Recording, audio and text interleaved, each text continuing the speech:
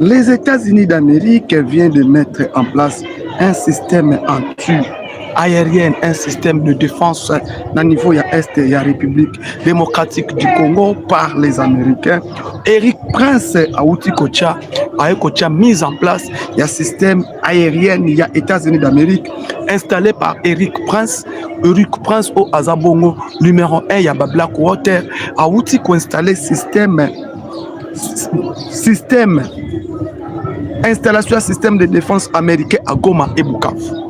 Un système de défense américain vient d'être installé à Goma et Bukavu par Eric Prince qui est le numéro 1 de Blackwater Photopes Labino awana émission nabiso ya journée ya lelo tokolobelango tokolobela pe mise en place ya système de défense par Eric Prince na niveau ya ville ya Goma et Bukavu.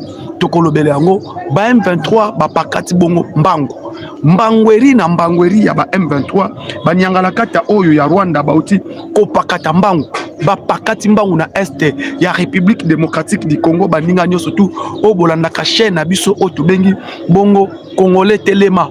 Abonne-toi, partagez, likez émission. Et le quoi liboso soki okoti on like aimer vidéo yami balé ceux qui au s'abonner na chaîne après ceux qui émission et s'ili au partager émission. La première fois ceux qui nous a s'abonner s'abonne-toi, deuxième fois au aimer vidéo ceux qui émission et s'ili au partager au liker yango. Eric Prince qui est le numéro 1 de Blackwater. Eric Prince au hasard na armée américaine. Le patron numéro 1, Yaba Blackwater. Et Eric Prince a décidé d'installer un système de défense. Installation d'un système de défense à niveau Goma et Bukavu. Cette installation d'un système de défense à Goma et Bukavu a comme mission de bloquer l'avancée yaba M23 et Kobimisa ba M23 na Est ya République démocratique du Congo. Donc mise en place d'un système de défense professionnel. Eric Prince a décidé de mettre en place un système de défense professionnel à l'est de la République démocratique du Congo. Système de défense souana. Oyo Eric Prince, yaba Blackwater, oyo azoko installé na ville ya Goma et Bukavu a pour mission de mettre les M23 et l'armée rwandaise à des bandades. Na yango ebandaki mokolo ya lobby. Lobby na ebisaki bino awawa na fufu ya poko ke ba américain bakoti makam. L'arrivée de Blackwater et des avions américains à Goma. Je vous ai dit que non, l'atterrissage de deux avions américains à Goma. Bavion américain au ekitaki na ville ya Goma nde eye ko changer ma solo. Bato ebele bazolo bakelaki sa na chelibino image na miniature. Bavion américain o ekiti. Bavion wana ekiti eye na biloko ya sika. Et biloko ya sika o baye nango baye na ba matériel militaire sophistiqué. Eric Prince est venu avec des matériels de défense sophistiqués. Et ces matériels de défense, nous écoutons na STT, nous peut comme en Afrique. Et ces matériels, Mbalaliboso est comme en Afrique, précisément dans la République démocratique du Congo. Premier pays Oyo ezui système de défense professionnel nouvel modèle, c'est la République démocratique du Congo. Raison pour laquelle Naïbi Sibino awa walelo milinge kobima. Milinge kobima. Bomoni niveau ba M23 baza stoppé. Moyen ba continuer zate, moyen ba lobo ba avancer les sous les athées. Leurs avancées qu'ils disaient que non, à bientôt là nous irons à Kalemi. À bientôt là, nous allons récupérer Uvira. Au moment où je vous parle, aujourd'hui, nous sommes boyokaki, o bazo zwa Kalemi, o bake Uvira, o bazo kokende wapi, et kwei na mai. Et au moment où nous avons une émission lelo, Eric Prince, qui est le numéro 1 de Blackwater. Eric Prince, au numéro 1, yaba Blackwater, au armée américaine, Yassika. A outil ko installé système de défense modernisé. Un nouveau système de défense aux République démocratique du Congo Azui. Et ce système de défense américaine, oyo eye, oyo tozui, oyo Eric Prince azoko installé, babandi ko installé na Goma, na Uvira, na Bukavu.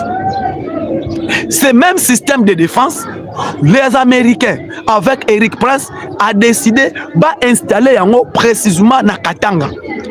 Katanga aussi va recevoir ce nouveau système de défense yaba américain. Et Katanga aussi va les recevoir. Décision wana ekoyi ndengeni.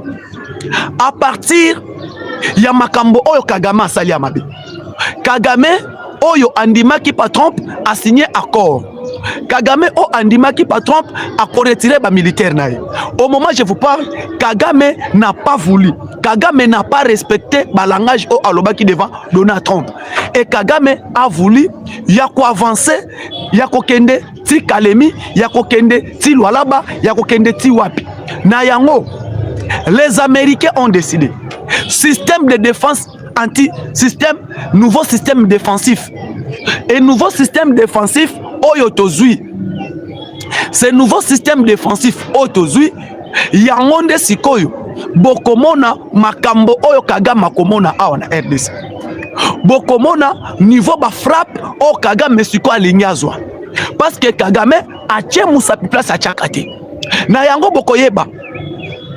À même moment que Kagame, les Américains Eric Prince décident de mettre un système de défensif dans l'Est de la République démocratique du Congo, un système de défensif américain professionnel. Ba américain balobi tozo tcha système de défensif professionnel na biso. O ya biso ba américain. To yeto installé dans l'Est de la République démocratique du Congo. Nous allons mettre ce système de défensif à l'Est de la République démocratique du Congo. Et ce système pour contrer tout système il y a militaire étranger. Il y a quoi empêcher M23, il y a quoi empêcher Rwanda, il y a quoi empêcher Banani ba avancer les sous-soutés. Et ce système moutoyen nango, c'est Eric Prince. Eric Prince qui l'a envoyé, c'est Donald Trump. Et Donald Trump, c'est qui? C'est le président américain qui a signé l'accord avec les États-Unis, avec la République démocratique du Congo. Accord, il y a deal. Et ce deal qui devrait être respecté, ce deal qui devait être appliqué, ce deal qui devait être orienté, ce deal que la République démocratique du Congo a signé devant les États-Unis d'Amérique. Nayango Bomoni, Eric Prince Andimi a installé ce système de défensif. Système de défensif, to contrer ba M23. Ko contrer ba M23 et récupérer toutes nos localités qu'on a perdues. Aujourd'hui, je vous dis, botou na batuba na Goma, Kagame na M23 ba meki ko poussana. Est-ce que ba meki sou ko poussana? Lobby ba e komeka ba aventure, ba lo ba ke tozo zwa Uvira. Ba meka ki lobby na ba aventure na bango, ba nyangala kati ya ba M23, oto kota tozo zwa Uvira. Bazui o ya bango mbano. Peut-être Rwanda nanu akufela te. Peut-être Kagame nanu ayokate. Oyo ayoki lobby précisément na au plateau d'Uvira et de Fizi. Na yango bomoni Minembwe oyo ezalaki base ya baturanero, base ya barentabara, toute Minembwe ba frappame makasi. Bazoba wana ba frappame makasi. Et ko frappame o ba frappame na Minembwe, l'armée rwandaise ya Paul Kagame est en train de pleurer. Au moment où je vous parle, Eric Prince a Koti Makambo. Et ko Kota Koti Makambo na Est de la République démocratique du Congo, monsieur Eric Prince a bandi ko installer système de défensif. Installation du système de défensif américain à l'Est de la République démocratique du Congo ramène la RDC vers la victoire finale. Et cette victoire finale que nous allons célébrer d'ici là entre vous et nous, ma fidèle abonné, pour partager Kabola et Kake émission, tous célébrer victoire finale RDC et le Kwamakas. Entrée, il y a des forces armées de la République démocratique du Congo, précisément dans Goma et Bukavu, tous célébrer en Awa. Qu'on célébrer, tous célébrer en à partir. Il y a qu'on bloquer Bango parce que Eric Prince a eu un système de défensif professionnel. Ce système de défensif professionnel est à la mise en place na Goma Bukavu et Eric Prince a lobby na Nord Kivu et Kobanda Goma et Bunagana.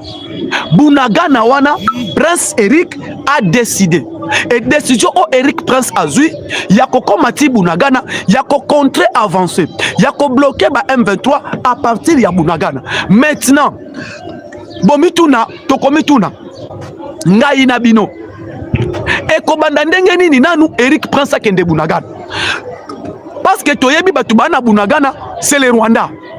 L'armée rwandaise et ses supplétifs de M23, ce sont eux qui font du loi à Bunagana. Maintenant, quand Eric Prince a lobby que non, tozo ko récupérer ba localité nyonso kobanda Bunagana ti Uvira. Et maintenant, Uvira qui n'est pas le maire de M23, Eric Prince est allé rapidement de frapper les M23 à Uvira. Et Eric Prince a frappé ba M23 na Uvira. Bokomona na ngambu ya ba Rwandais na ngambu ya ba Nyangala kati ya ba Dongolo Misu. O bazui frappe na Uvira. Ba lobby était que non. Oh non, et République démocratique du Congo a recevoir ba mercenaires. République démocratique du Congo a kotisi ba mercenaires.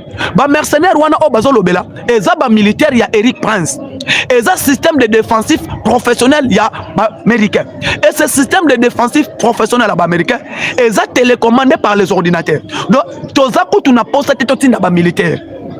À partir, il y a 4 coins. Il y a Est de la République démocratique du Congo. L'armée congolaise a ça la renseignement et a zoye bake o mungunya o mungunya te. Au moment où vous parlez, la France et les États-Unis ba côté en conflit. France et États-Unis ba côté en conflit. Les États-Unis c'est le numéro 1 na Conseil de sécurité. Les États-Unis bangonde ba lobby que Eric Prince aya na Congo. Bangonde balobi Eric Prince a travaillé dans la République démocratique du Congo. Maintenant tant Eric Prince a bombé ba militaire français. Aniati Mbouma, ba militaire français ebele bakufi. Ba militaire français o bakufi na Uvira, o bakufi na Minembwe. Bakufi tellement ebele ramène les informations en France. Et ba français balobi que non. République démocratique du Congo azui ba mercenaires. Ba mercenaires o azui, ba français balingi ba yeba, ces mercenaires o ba bunda na RDC ba uti wapi. Ba landeli bazoye ba pango pété. Or, République démocratique du Congo est mieux placée avec le militaire américain Autobeni société privée. Parce que nous avons signé l'accord avec les États-Unis. Les États-Unis toquent bango, ba pesibiso société militaire privée. Et ces sociétés militaires privées, d'ailleurs Autobeni de Blackwater. Ba Blackwater baillé pour une mission officielle, n'est pas une mission suicidaire, c'est une mission officielle. Et cette mission est signée par les gouvernements congolais et les États-Unis d'Amérique. To signé to lobby que non système militaire américain baya. Et ces Américains ont signé na bango, bango nde ba pesi autorisation que les Blackwater arrivent. Les Blackwater baillé, gouvernement congolais, est dirigé par le président de la République. Félix Antoine Tshisekedi Tshilombo, est gouverné par madame la première ministre Tomona Kibisonyos avant Eric Prince akende Goma. Eric Prince ayaki na Kinshasa. Prince Eric est venu d'abord à Kinshasa. Quand il est venu à Kinshasa, il a parlé avec le président de la République. Il a parlé avec le ministre de la Défense. Il a parlé avec le numéro 1. Yarmé, qui est le chef d'état-major général. Le président Ayebisi Bango, place na yeza awate, place neza na est. Na yango bomonaki Eric Prince, akoya azu autorisation ya gouvernement congolais ake est. Nzoka biloko déjà eyaki, ezalaki na Uganda, na Burundi. Armée na ye système de défensif na ye ezalaki na Burundi. Lobby na Boutou, bande kobo partager bo like émission. Mambo Masobele, vous allez comprendre ici. Quand le président disait que non, Kagame ne connaît pas la guerre. Et Kagame a dit au chef de l'État, Akola qui s'appelle Félix Tshisekedi ne basa la guerre. Aujourd'hui, je vous dis, Kagame est en train de pleurer. Prince Eric à Koti Goma. Dès que Eric Prince à Koti Goma, Eric Prince a bandi comme ça la déchargement. Na ba avion américain, babandi ko décharger biloko yaki. Biloko oyeyaki, babandi ko décharger yango. Nanga oyo base ya ba M23 zalaka Goma. Base ya ba M23 zalaka Goma. Place bacha état-major général na bango. Et nanga baye ko yebisa ye que non, bandeko ça ne marche pas. La République démocratique du Congo azui système de défensif professionnel. Et système de défensif wana mutwaza kuna c'est Eric Prince. Eric Prince tomoni système aérien oyo nanu tomona te. Et ce système aérien ba militaire ya M23 bakumbi sango pa ya nanga. Balobi ke awa toza suna via mulaite. Via mulaite toza na ngote les Américains bakoti Congo et les Américains baza na Goma. Nanga qui dit ce ne sont pas des Américains, c'est la MONUSCO. Bake koyebisa nanga otomoni eza teni ya ba Américain. Eza teni ya ba Américain. Et chef ya MONUSCO bakutani na Corneille Nanga. Corneille Nanga bakutani na chef ya MONUSCO. Lelo bakutani na chef ya MONUSCO. Nanga tuni chef ya MONUSCO. Yo oyebisa kibiso batuana eza ba Américain. Et les Américains oyebisi biso ke batuana ba ye na compte ya MONUSCO. Mais otomoni eza ba ye na compte ya MONUSCO te. Tomoni bazo kosala déchargement ya ba conteneur. Bazo sala déchargement ya minuki. Bazo sala déchargement ya biloko. Biloko wana basala déchargement eyeli nini. Et le chef à MONUSCO dit Ananga. Même moi aussi, je ne suis pas au courant. Na makambo ozo yebisanga. Même moi, je ne suis pas au courant. Ya makambo ozo yebisanga. Chef ya MONUSCO a yebisi Corneille Nanga. Même moi aussi, je ne suis pas au courant de ce que tu es en train de me dire. C'est toi qui m'informe que non, sali déchargement il y a biloko. Biloko on passe à déchargement et ça biloko nini. Parce que c'est vous qui contrôlez Goma, c'est vous qui contrôlez Bukavu, c'est vous qui êtes ici. Tant que bozo loba que non, bazo ça la déchargement. Il y a ba matériel militaire. D'où est venu ce matériel militaire? Bandeko Corneille Nanga, chef ya MONUSCO a payé réponse. Oyo Nanga monique réponse on les a bâclé. Directement Paul Kagame prend l'information. Paul Kagame prend l'information pour dire que non, Goma, Bukavu est bouclé. Kagame a ebisi bango, on a déjà eza bouclage basali biso. C'est déjà bouclage. Donc Félix Tshisekedi vient de livrer Nord Kivu et Sud Kivu par les Américains. Donne cette partie du territoire national par les Américains. Pour que l'Amérique fait des lois na Goma et Bukavu. L'Amérique doit faire des lois na Goma et Bukavu comment? Nanga Kagame a ebisi bango. Présence ya Eric Prince, présence de Blackwater, c'est déjà les États-Unis. Ce qui besoin battre, l'Amérique a eu déjà contrôle wana. Lokola que Eric Prince a déjà déchargement de matériel naïe. Lokola que avion américain zawana. Sache-le que non, déjà les Américains prennent les dispositifs, il y a contrôle, il y a Est la République démocratique du Congo. Na yango bande konangai obolandaka, mwana mboka, mwana Congo, na moment où tu opes la bino d'actualité, ville ya Goma na Bukavu, eza contré et contrôlé par les Américains. Ville ya Goma Bukavu, boza na bino te surpris, ba ibisa bino que non, balobi M23 nanga akota ou Kalemi nanga akota Lualaba, c'est faux et archi faux. Eza intimidation. Pourquoi? Bango moko na ndenge bazali. To yebite lobi na bango kozala ndenge nini. Na yebisi bino ke non, Eric Prince ba Blackwater balobi système de défensif ya Sud Kivu, ya Nord Kivu. Bakotia yango na aéroport ya Goma, bakotia yango précisément na Bunagana. Balobi ke bakotia na Nord Kivu, na Bunagana. Bakotia yango na aéroport ya Goma. Oyoyo, lac Kivu. Les Américains bazui déjà contrôle ya lac Kivu. Eric Prince, ba petit canonnier rapide, eza déjà na lac Kivu. Tango eza na lac Kivu, Kagame a moni que ça ne va pas panayer. Kagame est allé chez Museveni. Aujourd'hui, Kagame a fait une visite de travail rapide. Pas Museveni. A comme il n'a pas Museveni, pas solo là. Museveni a ébissé Awate. Il faut qu'il n'ait pas Ruto. Allez-y chez Ruto. Ruto, il y a une position parce que Ruto est une trompe. Maintenant, système anti-missile américain na Est République. Système anti-drone américain na Est République démocratique du Congo. Maintenant, je vous dis, quand le M23 perd le contrôle de l'aéroport, il y a Goma.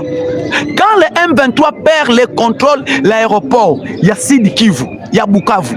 Qu'est-ce que vous attendez encore par condition de vie à M23? Ba M23 baza sous na tamulaïté. Bazali sous na tamulaïté Pourquoi aéroport wa Minembwe bazate, Eric Prince aza na aéroport wa Minembwe, FRDC aza na aéroport wa Minembwe. Aéroport wa Pinga oyo eza na territoire ya Walikale bazate, mutu aza na aéroport ya Pinga, FRDC et Bawazalendo. Aéroport wa Kisangani bazate, aéroport ya Maniema bazate. Maintenant na yebisi bino ke non esengwa nanga eza esengwa mukuse. Esengwa na bango balobaki toke Kalemi. Au moment où je vous parle, ils ont perdu. Na yango, l'ancien président américain Bill Clinton, il appelle Kagame. A ebisie Trump aza voyou. Bill Clinton a ebisie Kagame, Trump aza voyou. Ozo risquer au sauter. Ozo risquer au sauter. Ko sauter na yo, ko benga bi sauter. Parce que tant que signé qui accord devant Trump, tozala quitter. Et tozo koyebisa yo respecter accord au signaki. Respecter ba propos na yo oyo signaki. Parce que Donald Trump n'est pas Bill Clinton. Donald Trump n'est pas Obama. Donald Trump azana ndenge na ye. Atike liyo ta ebele. Il t'a laissé le temps pour retirer tes troupes. Tu n'as pas arrivé à retirer tes troupes au sein de la République démocratique du Congo. Raison pour laquelle tu peux ce conseil, Kagame, bimisa ba militaire na yo na est de la République démocratique du Congo. Parce que bientôt, siffler Zobeta. Siffler Eric Obeta, Eric Trump, Eric Prince, quand il va commencer à utiliser son système aérien. Quand Eric Prince a utilisé le système aérien, et qu'on a la retard pas na yo. Et qu'on a la retard pas na yo, pourquoi? Tu n'auras pas le temps.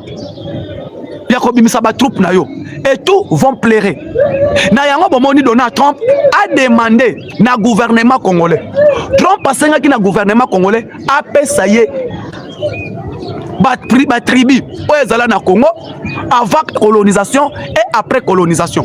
Trump a zango pour étudier batala est-ce que République démocratique du Congo toza na raison, to République démocratique du Congo toza na lokuta. Ba ye kotala depuis 1909 jusqu'avant colonisation, les Banyamulenge n'étaient pas au Congo. Il y a eu pas ethnie qu'on appelle les Banyamulenge. Na yango bolandi bango mo ba M23 balobi ke ezalaki les Banyarwanda. Comment ezalaki Banyarwanda et longa Banyarwanda et comme Banyamulenge. Et longa Banyarwanda et comme Banyatutsi. Banyatutsi. Batuti ni atuti. Batali boy Banyatutsi existaient. Nzokande, ce sont des histoires qu'on a fabriquées. Nassani City Herba Roubert ou Basangani, Baké comme la constitution, va changer article 10. Balobi qui est congolais, tout ce que lui qui se retrouve au Congo avant indépendance, en 1960, sont devenus congolais. C'est là où Batouana Badiembeli, na makombo ya Banyamulenge. Yango na ebisi bino que non, quand le chef a signé avec les Américains ont dit pour marcher bien à Bino, il faut d'abord commencer à foudroyer la constitution au Bozanango. Sur le plan finance, fiscalité, il faut changer. Beaucoup changer la constitution et qu'on permettre bisotoya na makoki na bisoto tiango na kati ya République démocratique du Congo to travailler. Maintenant, Eric Prince arrive. Eric Prince a continué solo. Tant Eric Prince a continué solo, aïe na combien? On a des arsenals militaires. Des arsenals militaires américains. Les deux arsenals militaires américains na Katia Nord Kivu. C'est des arsenals militaires yaba américains na Katia Nord Kivu. Et ça li était que non, naba français, naba ougandais, oyoyo, ba yaki na mission, ba déstabiliser République démocratique du Congo. Naba Kenyan, ba komi tout la mousse yazaza. Tout la mousse yazaza et l'okwa liboso, bobo mona. Hier, ces gens ont pleuré. Kolela na bango, baleli ndengeni. Bakoufeli 4 pilotes. 4 pilotes et tokangi bango na Minembwe, il a fait 14 Banyarwanda. Kaka na Minembwe pamba. O bakangami. Komba kutuna no bandité. Poto ebisi bango ke toko bunda. Lokola bango balingaki ko bunda. Lokola bango baponaki voie de combat. Baboyaki na bango voie diplomatique, baboyaki na bango voie ya paix na kimia. Lokola Kagame a signé d'aller en guerre avec Félix Tshisekedi et Kagame va sentir comment la guerre va lui éduquer.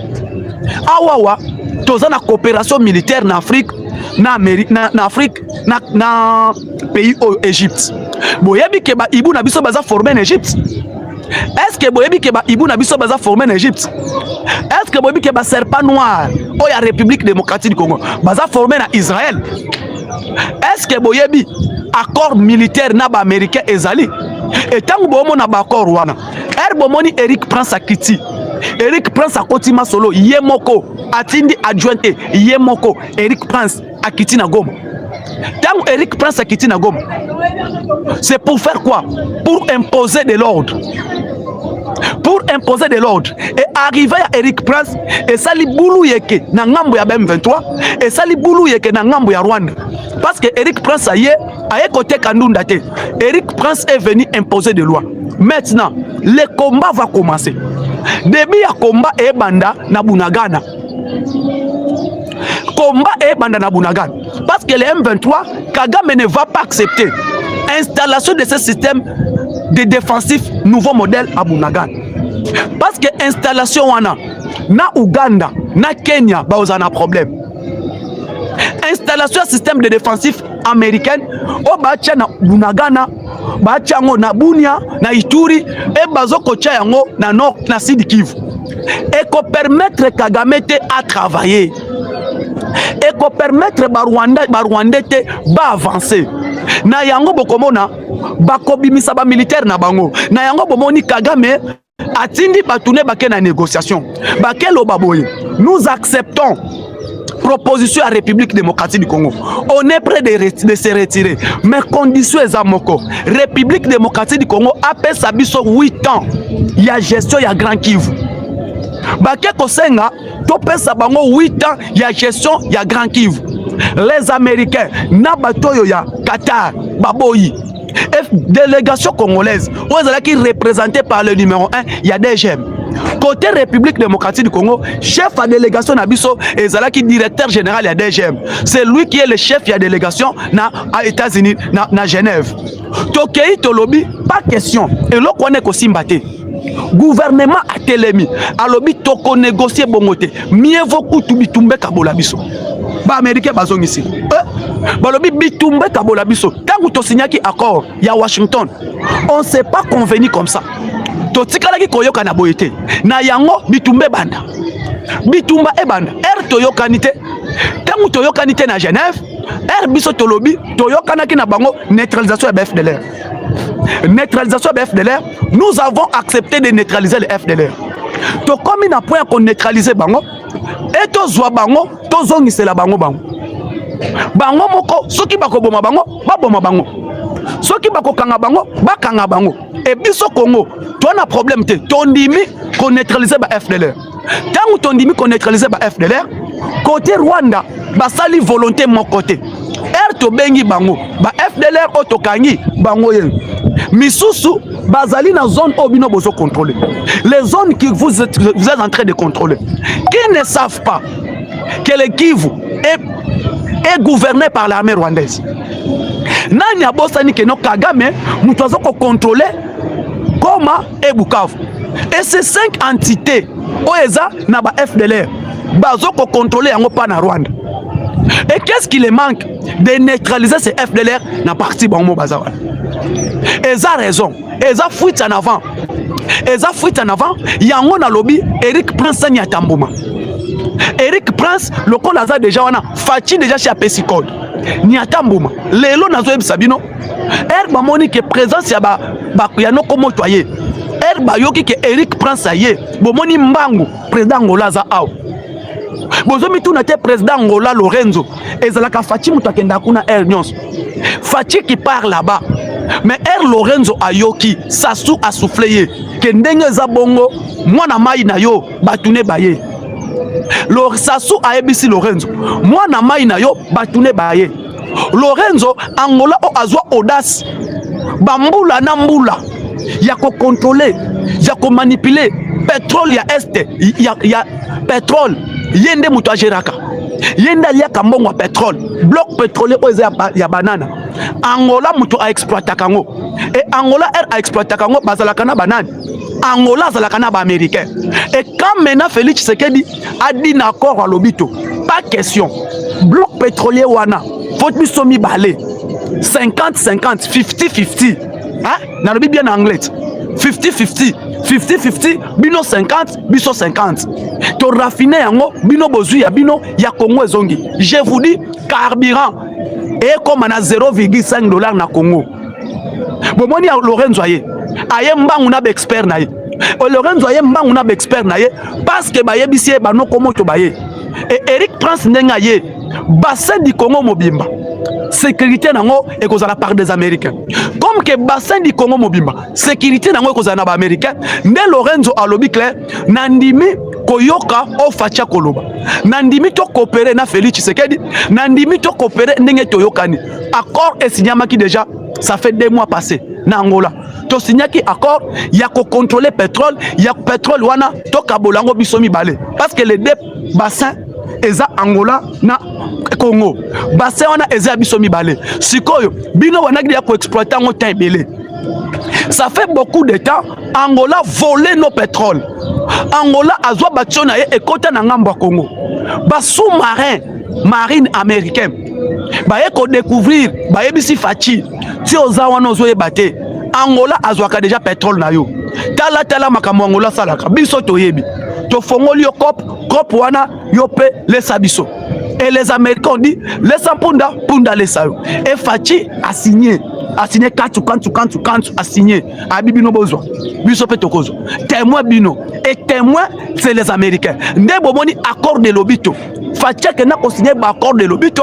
Bomona président des États-Unis Biden alongo Amérique ya.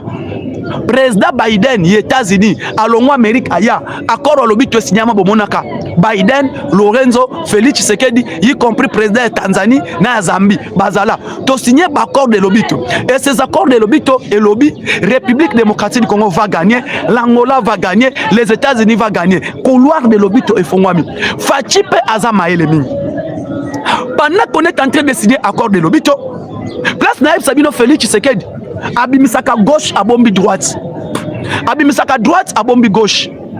Quand abimisi droite à bombi gauche, Fachi aussi a Kena Doha na Qatar a signé na ba Qatari accord, il y a accord de banana, corridor de banana.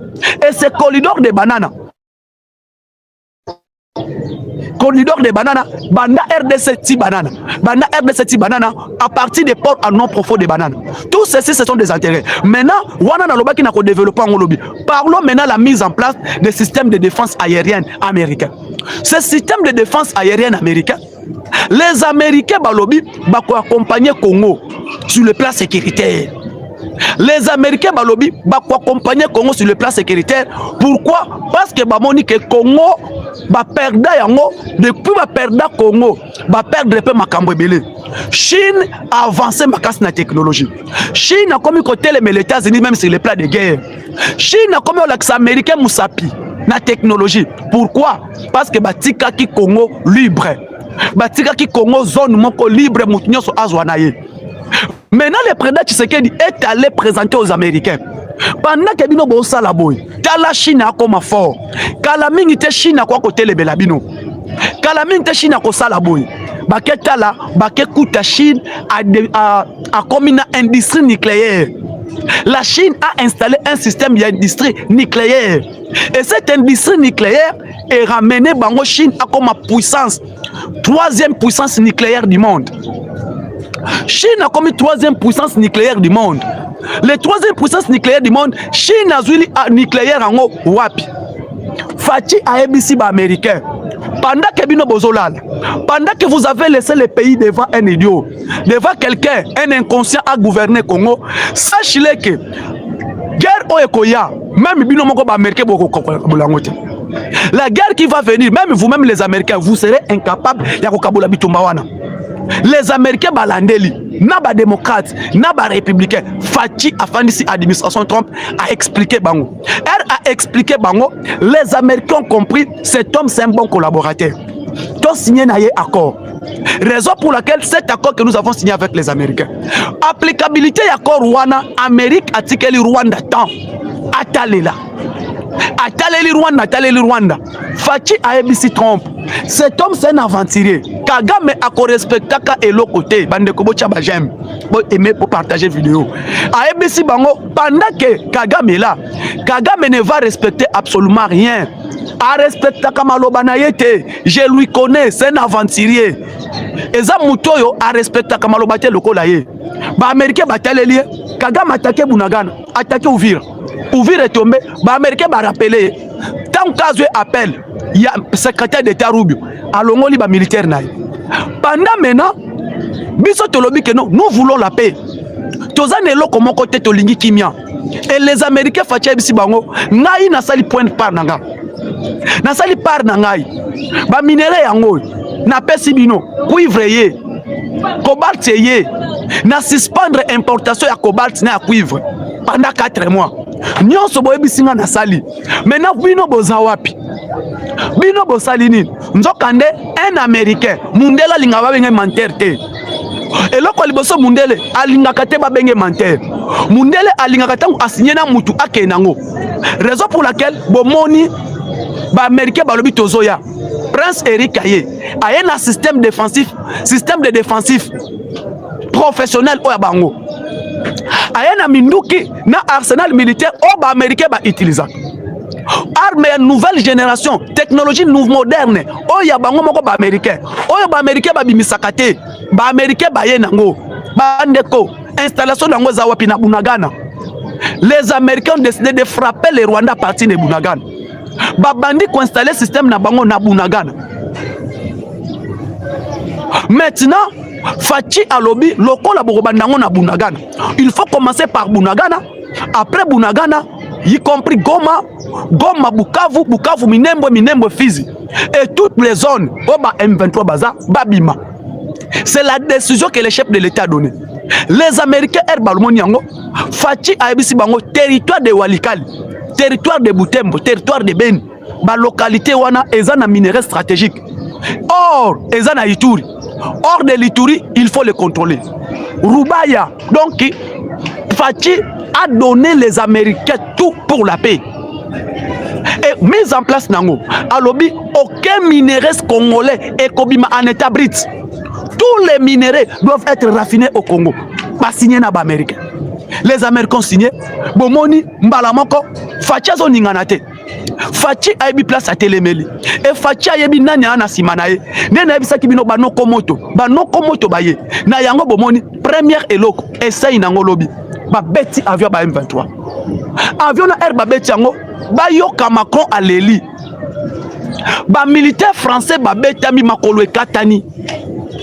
Ba français si bomoni ba bombe information, bomoni que non Kagame dit il est maintenant prêt de retirer ses troupes. Parce que ba français o bakoufi ebele frappe o bazwa ki mokolo alobi ba drone na bango ekwei ebete kokyo betate eza bloqué. Pourquoi? Système défensif professionnel yarba américain. Et ce système de défensif professionnel yarba américain et ça était armée congolaise avancer aille qu'on reconquérir plusieurs localités. Et ces localités qu'on a reconquérir hier, ça nous a permis aujourd'hui de conjuguer une autre histoire. Et cette histoire, on a dit que non, l'histoire du Congo sera écrite par des Congolais. Dès que maintenant, les Américains vivent, Kagame hier a 5 audiences et pas la présidente de Tanzanie. Pourquoi Kagame est allé demander l'audience rapide? Pourquoi Kagame a demandé l'audience rapide par madame la présidente de Tanzanie? Kagame a qu'une audience rapide et pas président de Tanzanie. Pour lui, Akende Kolandela, président de Tanzanie, l'accord qu'il a signé avec Félix Tshisekedi. Accord a signé na Félix Tshisekedi. Accord wana ezanini. Nini o Félix Tshisekedi akena kosala na Tanzanie. Et rencontre na bango na Tanzanie et Botimbo Manini. Na yango bomoni. Kagame voulait partir en Tanzanie comme un espion. Madame la présidente de Tanzanie, Hassana Zulu, a refusé présence à Kagame. Et pendant que Madame Hassana Zulu refuse de recevoir Kagame, Madame la présidente de Tanzanie a reçu le président d'Aïchimi. Tala Eloko Betami, Kope Betami. Madame la présidente de Tanzanie a yambi président d'Aïchimi, Awana Kinshasa, Fachi Ayambi Jo Lorenzo. Pendant que Toyambi, les M23 et ses supplétifs de M20, l'armée rwandaise, sont en débandade. Bapakati mbangu makasi mbangu o bapakati na ebisibino journal lelo eza journée esengo. C'est le jour où le Congo est libéré aujourd'hui. Surtout quand Lorenzo est arrivé. Aikoya ya Lorenzo et Pessi Bango palpite. Les M23 bazui maman na palpite présence ya joueur Lorenzo à Kinshasa. Tant bayoki que Lorenzo aye Kagame asimbi mutu alobi que Lorenzo alobi na ye na déninité. Je suis venu que pour un seul mission. Respect ya makambo tokanaki. To moni que Kagame ne respecte pas. Mais Félix Tshisekedi c'est un homme de parole.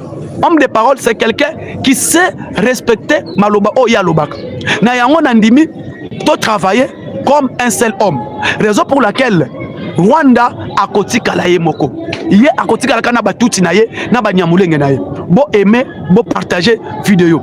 Aimez, partagez, vidéo, likez. Awa watoye bisibino qu'il plaît qu'il neige, fini la guerre à la République démocratique du Congo. Vive FRDC, vive la République démocratique du Congo, vive le peuple congolais, vive le chef de l'État.